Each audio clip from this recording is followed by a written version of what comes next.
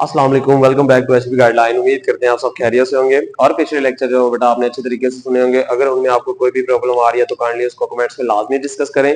और अगर किसी भी टॉपिक के रिलेटेड आपके दिमाग में सवाल आता है तो लाजमी उसको पूछे जो है वो, ताकि उसका आपको आंसर किया जा सके। हमने जो है वो इस एचपी गाइडलाइन पे हमने चैप्टर नंबर 8 स्टार्ट किया हुआ था 9th क्लास की बायोलॉजी का, जिसमें हम डिस्कस कर रहे थे न्यूट्रिशन को। और न्यूट्रिशन के अंदर जो है वो हमने डिस्कस किया था डाइजेशन इन ह्यूमन को। हमने इसके जो है वो लेक्चर पढ़ लिए, पहले इंट्रोडक्शन कर लिया, ओरल कैविटी कर ली, एसोफेगस कर लिया। आज हमारे पास तीसरा लॉन्ग क्वेश्चन है इसका, स्टमक। तो लेट्स सी देखते हैं कि स्टमक जो है वो क्या है। तो देखिए बेटा, आज हमारा जो है वो अगला लॉन्ग क्वेश्चन है और वेरी इंपॉर्टेंट लॉन्ग क्वेश्चन है। ये बोर्ड के पेपर में बड़ी दफा ये लॉन्ग क्वेश्चन आ चुका। स्टमिक वर्ड है, याद रखेगा बच्चे। इसको जो है वो प्रोनाउंसिएशन इसकी गलत भी कर देते हैं। इसके एंड पे आवाज आती है काफ की, स्टमिक। बच्चे इसको स्टमिक्स भी पढ़ जाते हैं, तो याद रहे बेटा कि इसका नाम उर्दू में जो है वो इसको बोलते हैं स्टमिक। ठीक है। और स्टमिक के साथ जो है वो आपकी बुक के अंदर जो है वो इसने स्टमिक के आगे जो है वो 3 वर्ड लिखे हुए हैं। सबसे पहले उसने लिखा हुआ है कि ये स्टमिक जो है वो इसके अंदर क्या होगी। सबसे पहले इसके अंदर होगी डाइजेशन, चूंकि इसका फंक्शन हमने पढ़ना है। डाइजेशन के बाद जो है वो दूसरे नंबर पे उसने लिखा हुआ है यहाँ पे इसके अंदर होगी चर्निंग।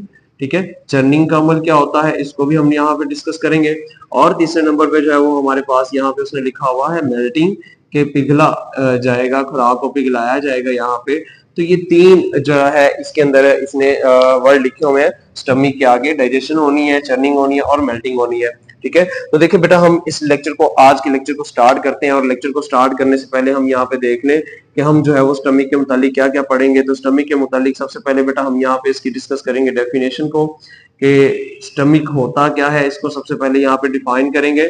और उसके बाद दूसरे नंबर पे जो है वो हम यहाँ पे पढ़ेंगे इसकी पोजीशन को, कि इंसान के जिस्म के अंदर जो है वो स्टमक कहाँ पे मौजूद होता है। और उसके बाद हम जो है वो तीसरे नंबर पे यहाँ पे डिस्कस करेंगे इसके स्ट्रक्चर को, कि इसकी साख्त जो है वो कैसी है, कि कुदरत ने इसको किस तरह बनाया हुआ है। और लास्ट वन जो है वो हम यहाँ पे डिस्कस करेंगे फंक्शंस, कि इसका जो है वो काम क्या है और ये काम किस तरह से परफॉर्म करता है। ये 4 चीजें जो है वो हम यहाँ पे डिस्कस करेंगे। लेकिन इसको डिस्कस करने से पहले जो सबसे पहले अगर हम ड्रा कर लें अपनी एलिमेंट्री कैनाल को, तो देखिए बेटा, एलिमेंट्री कैनाल के अंदर सबसे पहले हमारे पास है ओरल कैविटी। ओरल कैविटी के बाद जो है वो पीछे की जानब जा रही खुराक की नाली, जिसको नाम दिया हुआ एसोफेगस का।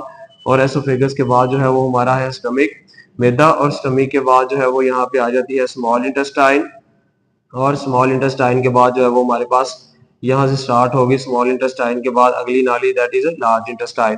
ले बेटा, यहाँ से हम जो है वो इसको आगे स्टार्ट करेंगे। लार्ज इंटेस्टाइन, लार्ज इंटेस्टाइन जो है वो आखिरी नाली है, और आखिरी नाली जो है वो कंप्लीट होती है आके रेक्टम पे। और एनस जो है वो इसकी लास्ट ओपनिंग है।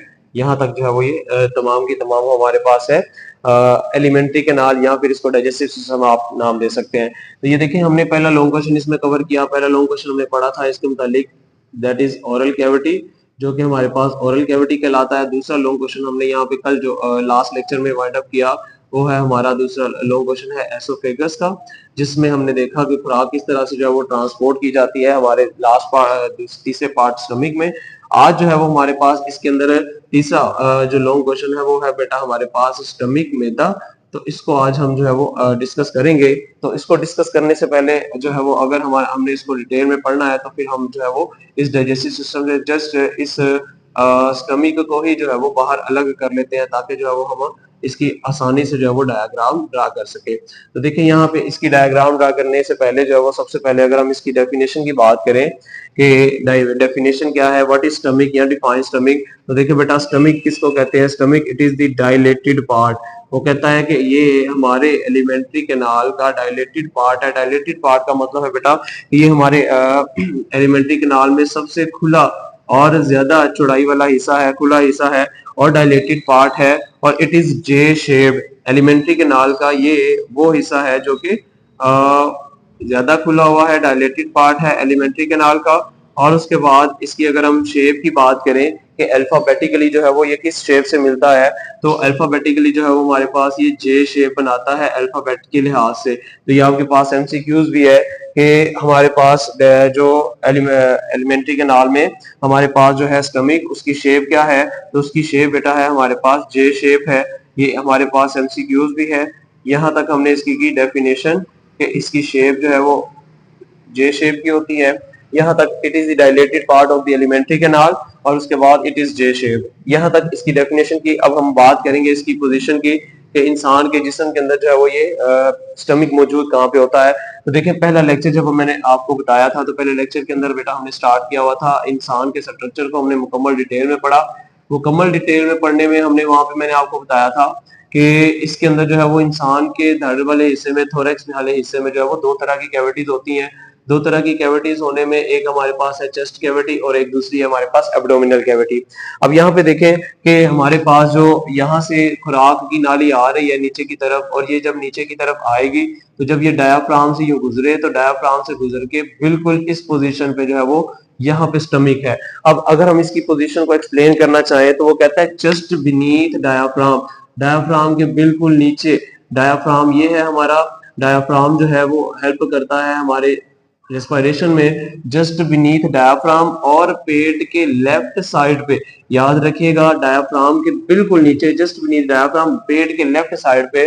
अगर हम इसको एक्सप्लेन करें तो ये हमारी खुराक की नाली है और ये मेरा राइट साइड है और ये मेरी लेफ्ट साइड है। तो ये यहाँ से खुराक की नाली नीचे की तरफ जा रही है और खुराक की नाली नीचे की तरफ जब जाए तो जैसे ही हमारा चेस्ट वाला हिस्सा खत्म हो तो जैसे ही एब्डोमिनल कैविटी शुरू होती है, एब्डोमेन पेट शुरू होता है नरम हिस्सा, तो यहाँ से लेफ्ट की तरफ जो है वो ये इसकी पोजीशन होती है, यहाँ से खुराक की नाली और इस तरह से करके जो है वो लेफ्ट साइड पे जो है वो स्टमक की पोजीशन होती है। नहीं बेटा यहाँ तक जो है वो हमने बात कर ली इसकी पोजीशन की कि इंसान के जिस्म के अंदर जो है वो just beneath diaphragm left side पे जो है वो मौजूद होता है इंसान का स्टमक। ठीक है, तो अगर हम यहाँ पे इसको एक्सप्लेन करना चाहें कि ये कहाँ पे है तो बीनीथ डायाफ्राम, डायाफ्राम के नीचे।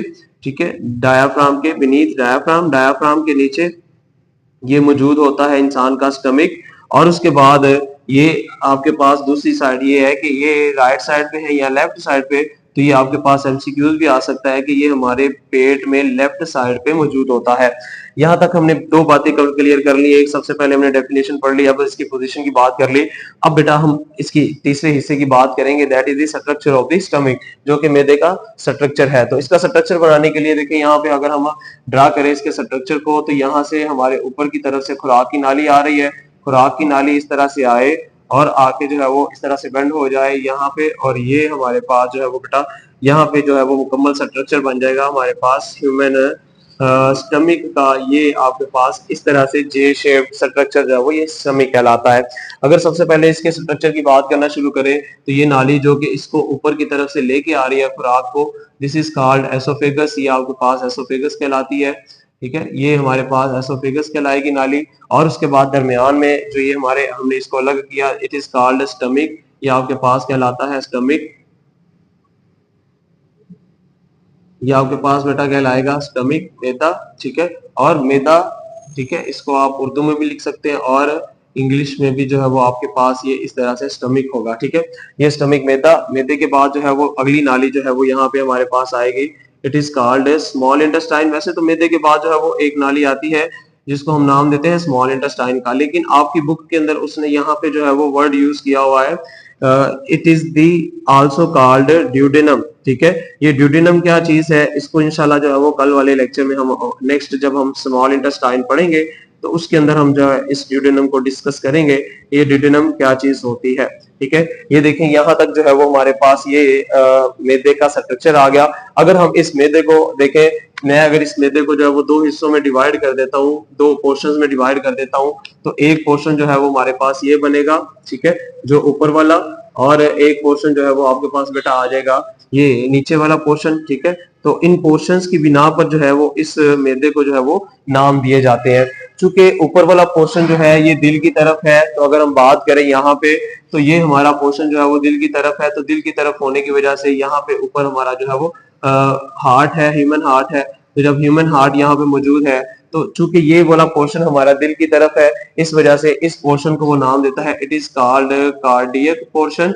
बेटा याद रखिएगा लाइफ में कभी भी आपके वर्ड यूज हो जाए कार्डियक, तो कार्डियक बेटा कहते हैं हमेशा ये रिलेट करेगा दिल को, हार्ट को। ठीक है, तो हार्ट के रिलेटेड कोई भी बात करनी हो तो उसके लिए वर्ड यूज किया जाता है कार्डियक। जब कार्डियक पोर्शन जो है ये चूंकि दिल की तरफ है, इस वजह से हमने इसको नाम दे दिया कार्डियक पोर्शन का। और उसके बाद इसके बाद आने वाला पोर्शन जो है इसको नाम देते हैं this is called pyloric portion, ये आपकी बॉडी के अंदर जो है वो मैदे के अंदर वो पोर्शन जो है it is called pyloric portion. इस पोर्शन को नाम दिया जाता है पाइलोरिक पोर्शन का, ठीक है, यहाँ तक। और उसके बाद अगर हम बात करें तो देखें यहाँ पे एक ओपनिंग है जो कि मैदे के शुरू में है एक, ठीक है, और एक ओपनिंग है जो कि मैदे के एंड पे है। तो स्टार्ट वाली ओपनिंग और लास्ट वाली ओपनिंग, चूंकि ये जिस तरह के देखें, अगर हम बात करें कि ये मेरा हाथ एक स्टमिक है, तो इसकी ये वाली नाली जो है ये मसल्स की बनी हुई है, ठीक है। ये मसल्स की नाली बनी होने की वजह से यहाँ पे मसल्स जो है वो आके अंदर की तरफ यूं पिचके हुए होते हैं, ठीक है। यूं नाली के मसल्स यूं अंदर की तरफ पिचके हुए होते हैं। जब ऊपर से खुराक का पार्टिकल कोई भी आता है तो खुराक का पार्टिकल जो है वो इसमें से आसानी से गुजर के जो है वो नीचे की तरफ मूव कर जाता है। चूंकि इसको मसल्स कंट्रोल कर रहे हैं, इस ओपनिंग को जो है वो मसल कंट्रोल कर रहे हैं, इस वजह से इस ओपनिंग को जो है वो बेटा नाम दिया जाता है इट इज कॉल्ड स्फिंक्टर। ये हमारे पास कहलाती है स्फिंक्टर। स्फिंक्टर जो है ये इट इज ओपनिंग, वो ओपनिंग है जिसको गार्ड करते हैं मसल्स। अगर हम इसको उर्दू में भी लिख लें ताकि जो है आपको प्रॉब्लम ना आए, तो इसको नाम दिया जाता है स्फिंक्टर का, ठीक है। स्फिंक्टर जो है वो बेटा आपके पास ये कहलाएगी, यहाँ पे स्फिंक्टर जो है ये हमारे पास स्फिंक्टर आ जाए, ठीक है। स्फिंक्टर यहाँ पे हमारे पास दो स्फिंक्टर है, एक वो स्फिंक्टर है जो कि स्टमक के स्टार्ट में है और एक वो स्फिंक्टर है जो कि स्टमक के लास्ट पे है। चूंकि यहाँ पे जो स्फिंक्टर है वो हमारे पास कार्डियक पोर्शन में है, इसलिए हम इसको नाम देते हैं it is called cardiac sphincter. ये हमारे पास कहलाता है कार्डियक स्फिंक्टर। और चूंकि ये वाला स्फिंक्टर जो है वो हमारे पास पाइलोरिक पोर्शन में है, इस वजह से बेटा हम इसको नाम दे देते हैं it is called pyloric sphincter. ये हमारे पास कहलाएगा पाइलोरिक स्फिंक्टर, ठीक है। यहाँ पे अगर हम इस पाइलोरिक को जो है वो उर्दू में लिखना चाहे तो फाइलोरिक नहीं इसको बोलेंगे, हम इसको बोलेंगे पाइलोरिक, ठीक है। ये हमारे पास जो है वो पाइलोरिक स्फिंक्टर कहलाता है। नहीं बेटा, यहाँ पे यहाँ तक हमने पढ़ लिया। अब हम अगर दूसरी बात करें तो मैदे के अंदर वाली साइड जो है वो मुख्तलिफ तरह के सेल्स से मिलकर बनी हुई है, ठीक है। इसके अंदर मुख्तलिफ तरह के सेल्स हैं जो कि सेल्स मुख्तलिफ तरह की चीजों को इस मैदे के अंदर जो है वो सीक्रेट करते हैं। इसकी मैदे की अंदरूनी दीवार जो है वो सेल्स से मिलकर बनी हुई है और इसकी दीवारों के अंदर जो है वो मुख्तलिफ तरह के ग्लैंड्स भी मौजूद होते हैं। और उन ग्लैंड्स को जो जिस तरह के हमारी ओरल कैविटी के अंदर मुख्तलिफ तरह के ग्लैंड्स हैं, इसी तरह मैदे की दीवारों के अंदर भी मुख्तलिफ तरह के ग्लैंड्स हैं और उन ग्लैंड्स को नाम दिया जाता है that are called gastric glands, ठीक है। इस मैदे की दीवारों के अंदर जो है वो मुख्तलिफ तरह के ग्लैंड्स हैं और इन ग्लैंड्स को नाम दिया जाएगा गैस्ट्रिक ग्लैंड्स का, जो कि यहाँ पे मौजूद मैदे की दीवारों के अंदर से जो है वो रिलीज करेंगे एक जूस जो कि हमारी डाइजेशन में जो है वो हेल्प करेगा, ठीक है। उसके बाद देखें कि ये मैदे की दीवारें जो है इसके 3 लेयर्स जो है वो मुख्तलिफ तरह के मसल्स हैं जो कि इसकी दीवारों को बनाने के लिए जरूरी है, तो उनकी निटिंग हुई है, उनको बुना गया है मुख्तलिफ तरह के तरीकाकार से। जिस तरह हमारे पास जो है वो कपड़ा बुना हुआ होता है, इसी तरह से जो है वो हमारे मैदे की दीवारें जो है वो इस तरह से बुनी हुई होती हैं और ये अपने आप को 3 तरीके से जो है वो यहाँ पे इसने बुना हुआ। एक तो इस तरह से मसल्स ऊपर जुड़े हुए हैं और दूसरे मसल जो है वो इस तरह से इसको बुने हुए हैं और तीसरे मसल जो है वो इसके ऊपर यूं तिरछी सतह से जुड़े हुए हैं ताकि हर तरफ से जो है वो इसको खींचा जा सके और हर तरफ से जो है वो मसल्स को हम जो है वो खींच के जो है वो इसको कॉन्ट्रैक्ट कर सके या रिलैक्स कर सके। तो यहाँ तक बेटा हमारे पास था ये स्ट्रक्चर, हमने स्ट्रक्चर यहाँ तक कंप्लीट कर लिया। अब लास्ट बात हम करेंगे इसके फंक्शन की कि मैदा जो है वो किस तरह काम किस तरह करता है, ठीक है। तो मैदे का काम पढ़ने से पहले हम देखते हैं कि कल हमने पढ़ा था कि यहाँ से बोलस जो है वो इस स्फिंक्टर के जरिए जो है वो एंटर हो गया था हमारे मैदे के अंदर। तो ये हमारे पास एमसीक्यूज है कि कौन सा स्फिंक्टर जो है वो अलाउ करता है खुराक के पार्टिकल को मैदे के अंदर आने के लिए। तो हमारे पास वो उसका आंसर होगा कि कार्डियक स्फिंक्टर जो है वो अलाउ करता है कि ये बोलस जो है वो मैदे के अंदर आ जाए। अब इसके अंदर जब जैसे ही खुराक के पार्टिकल जो है बेटा इसके अंदर आते जाएंगे, तो खुराक के पार्टिकल जैसे ही आएंगे तो गैस्ट्रिक ग्लैंड जो है ये एक्टिवेट हो जाएंगे, ये स्टिमुलेट हो जाएंगे, मुतहर्रिक हो जाएंगे और क्या करेंगे कि स्टिमुलेट होके इस मैदे के अंदर जो है वो एक जूस रिलीज करेंगे और इस जूस को नाम दिया जाता है this is called gastric juice. अब इस जूस के अंदर बेटा मैक्सिमम जो है चीफली जो है ये कंपोज्ड हुआ है गैस्ट्रिक जूस जो है किन चीजों से मिलके बना हुआ है। तो गैस्ट्रिक जूस के अंदर जो है वो मैक्सिमम चीजें होती हैं।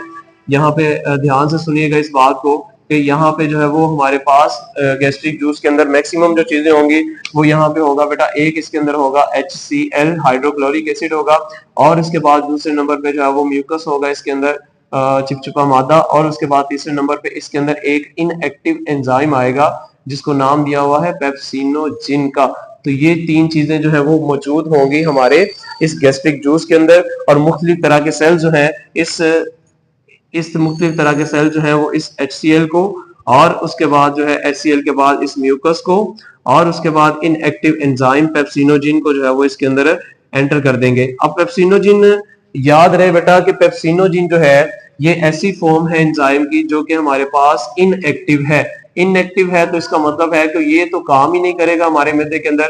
तो हमारे मैदे को तो जो है एक्टिव चीज चाहिए ताकि हमारी खुराक को जो है वो तोड़ फोड़ कर सके। तो एक्टिव फॉर्म पेप्सिनोजिन की कन्वर्ट करने के लिए क्या होगा कि यहाँ से जो HCl जो है वो रिएक्ट करेगा आपके पेप्सिनोजिन के साथ, और जब HCl रिएक्ट करेगा पेप्सिनोजिन के साथ तो इस इनएक्टिव फॉर्म को जो है वो कन्वर्ट कर दिया जाएगा इसकी एक्टिव फॉर्म में। ठीक है, एक्टिव फॉर्म में जब ये कन्वर्ट हो जाएगा तो इसका नाम जो है पेप्सिनोजिन जो है ये कन्वर्ट होके आपके पास एक एंजाइम का नाम बन जाएगा, दिस इज कॉल्ड पेप्सिन। और ये पेप्सिन एंजाइम वो एंजाइम है जो कि हमारे बॉडी के मैदे के अंदर जो है वो डाइजेशन करता है प्रोटीन्स की। ठीक है, तो देखिए बेटा यहाँ पे हमारे पास पेप्सिन एंजाइम है, और पेप्सिन एंजाइम जो है यहाँ पे बड़ा इंपॉर्टेंट बात करता है। वो कहता है कि यहाँ पे पेप्सिन एंजाइम जो है वो मैदे के अंदर डाइजेशन तो करता है लेकिन करेगा पार्शियल डाइजेशन।